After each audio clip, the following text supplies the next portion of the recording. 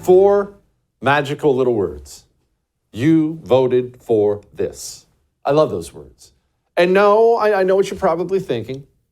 I don't love those words as kind of a rubbing somebody's mistakes in their face. It's really genuinely not why I love the words. That's a side benefit, but that's not why I love saying it.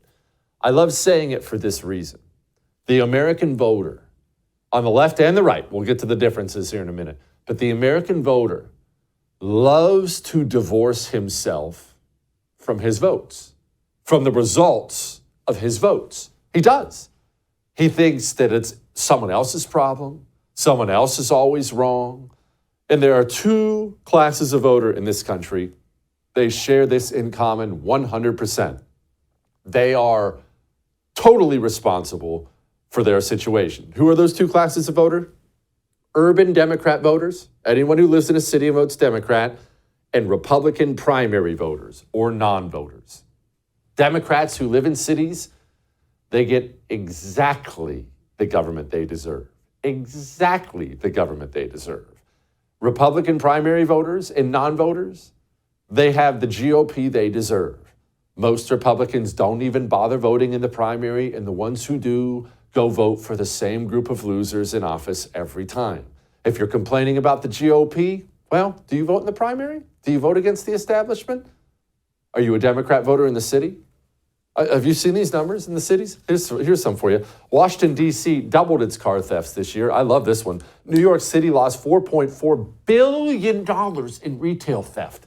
$4.4 billion. 2,500 NYPD cops have already retired. 2,500 retired. And am I supposed to feel bad about that? I mean, I don't. I don't feel bad about that at all. Look, Eric Adams got up and said, New York had a brand. We have a brand. New York has a brand. And when people see it, it means something. You know, when we go there, it's not, Kansas doesn't have a brand. Yeah, I've been to Kansas quite a bit and New York quite a bit. I've never once, when I've been to Kansas, seen a grown man peeing on the subway. I know good and well. I'm really living here is I don't know what to say sometimes. I really don't. Oh, hell no. You see, people in New York love to complain about the current status of New York. It sucks here, all the crime, all the pee, all it's terrible, the cops are retiring. But then they either don't vote or they run out and vote Democrat every single time. And so your Democrat friend who lives in New York, the next time he complains, I actually just did this to one of my friends a couple weeks ago, votes Democrat. Next, he complained to me about the status of it. And you know what I told him? You voted for this. He was so hurt. He just didn't understand that this was his fault. And that brings us to the GOP. Can you believe that this man here was once the GOP nominee for president? I'd be happy to vote for a number of the Democrats, too. I mean, it would be an upgrade from, in my opinion, from Donald Trump and perhaps also from Joe Biden. Look, I like President Biden. I find him a very charming, engaging person. Okay, you're revolted. I'm revolted. I just need a shower listening to that dork sit and talk so lovingly about Joe Biden. But how was that man ever our nominee?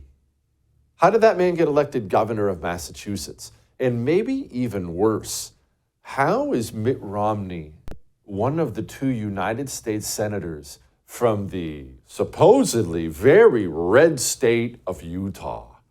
Republican primary voters, what are you doing?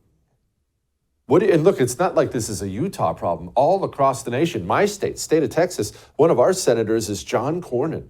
John Cornyn is a useless barnacle on the United States of America. Every time Democrats need a vote, John Cornyn and Mitch McConnell will whip up 10, 15 Republicans to go vote with them. Gun control and everything.